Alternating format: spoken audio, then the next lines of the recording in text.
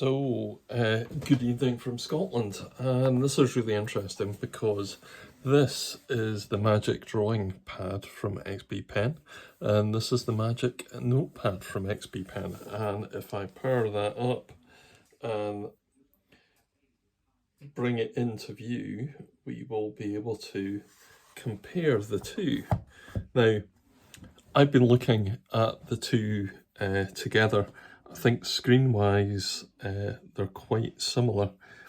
The thing that I noticed is that the two pens are actually very, very similar. The one for the Notepad is a newer version, and it has a finer nib, if you can see the nibs. The one for the Magic Drawing Pad has a broader nib. It also comes with a variety of nibs in terms of felt tips and so on. The one for the Notepad does have that finer tip, and it is interesting to draw with. I think there's definitely tilt sensitivity and so on. And we'll just start. I've got both of them set up more or less on the same pen type in the sketchbook app, and you could see that I can get really quite a fine line. But the one thing is that I'm not touching the screen very much, and that's the sort of thickness that I'm getting. Now, obviously I could tighten that up, but to some extent the big thing about pressure sensitivity is that obviously you could get thin lines and thick lines using the same pen within the app. And the sensitivity there, it's just the effort of getting it going, and I can actually do that, but I'm actually on that particular setting, I'm struggling to get it a little bit thinner than that. Now, obviously, if I tighten up the thickness, there we go. We're now beginning to get really quite thin lines. And again, tightening it up slightly, and I am managing to do that. And you can see that I am actually able to draw on the edge there as well. So that's quite fine. Now, the thing that I've already figured out is that the new pen, and the only difference other than the nib that you can actually see, is that the pen on the right is in white text, and the pen on the left I think is in a sort of silver text. So the one with the silver is the one that belongs to the Notepad. Now, both pens work on both machines, so that's quite good from the perspective of getting mixed up and so on. And you could see that is working fine on with both of them, just depending on which one I actually put it in. Now, the great thing about the Magic Notepad was that it had a real sort of tooth to it and to the screen, and therefore a very natural drawing experience. And that, I would say, continues to be the case with that, even if I'm using the Notepad's pen on the drawing pad. But on the Notepad, similarly, it really doesn't feel as though you're drawing on glass.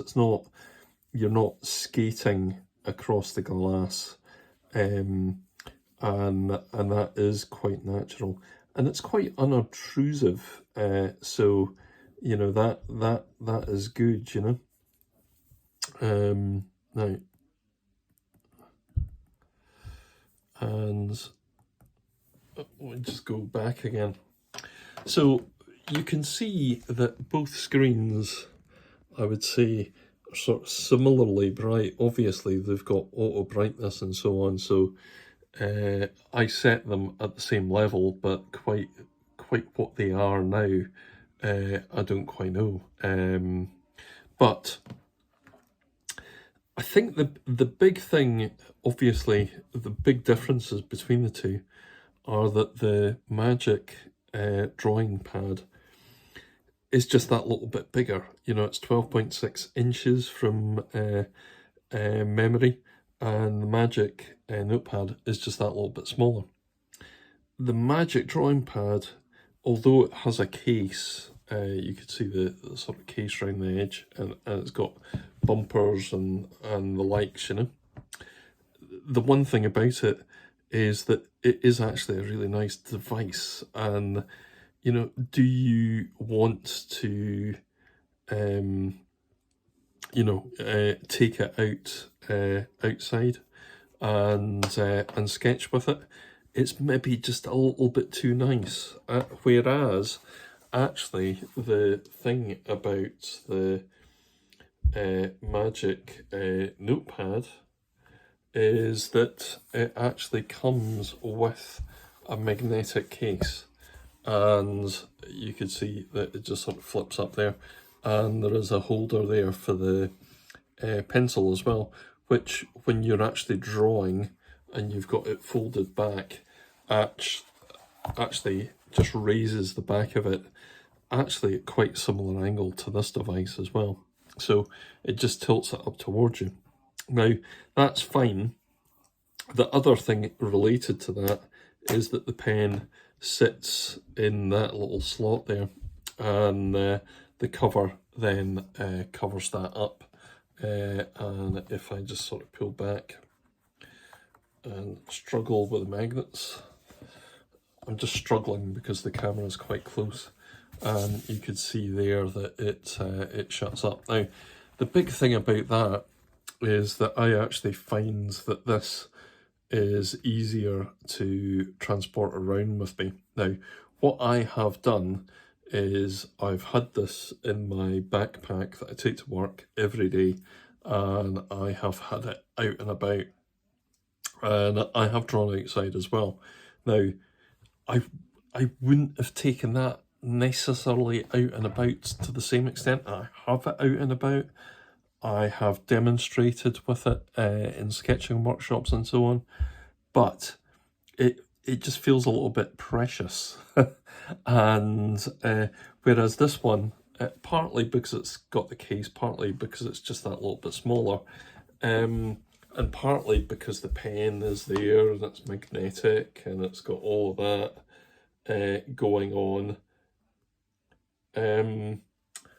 I've just found it easier, you know, mentally easier to take that one out and about, and that is obviously a good thing. Now, the reason why that pen has a thin nib, probably, and this pen has a thick nib, is that this book, although it is designed to do drawing, and you know, you could do all the things that you want to do in it, it is also meant to be a note taker, and it's also meant to read books and so on, and it has a number of different settings, and we can actually change it, and you will see that it's gone into a state which is more like an e-ink screen. So if I change that to a colour, you can see that it is now fairly subdued, and if I put that on there, and if I change that to sort of a colour which is kind of similar, you could see that that is obviously much more vibrant, and you could see that they're basically more or less in the same place in the colour wheel. So you could compare what that looks like and what that looks like once you've actually put the e-ink in it.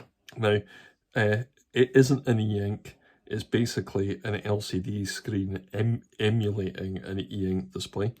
And the other thing that it does is that's it changed back into the normal display, so you could see that red all of a sudden is actually very similar to that red over here.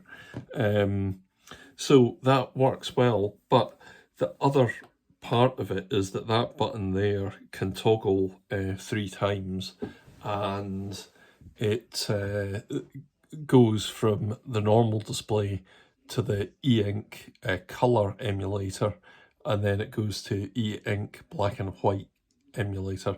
And certainly I've seen videos and so on of people looking at comic books and so on, you know, illustrated novels, and it does look very good, you know. So that is quite interesting. So I have had it outside, and just as the screen goes off, I have had it outside, and I have drawn with it outside, and the screen is round about 400 nits, I think, and the screen, certainly in a sunny April day, was bright enough for me to see the screen. Now, I wouldn't have said that it was super intensive, but I was able to see it, and I was able to draw, and I was perfectly happy doing that. Now, I haven't really done it to the same extent with this screen, just because I'm just a little bit more protective of it. But I will be doing a lot more outdoor drawing with this one, and we'll just have to see how that goes. Now, I'm just going to see whether this pen, and actually the other pen, this one here, that has a magnetic edge to it as well. So that is actually held in place. I thought that might have been unique to the one actually for the Notepad, but both of them appear to be secured by that. The one for the Notepad is much more secure, so that really is working well, whereas the one for the Magic drawing pad isn't as secure. So that's definitely interesting. Now, we'll just have to see what I draw, but I will be using it quite a lot in the near future, and hopefully this comparison of the two is relatively interesting. So thank you very much for watching, and I'll be sharing more videos in the near future beyond just scribbling. Thanks, bye.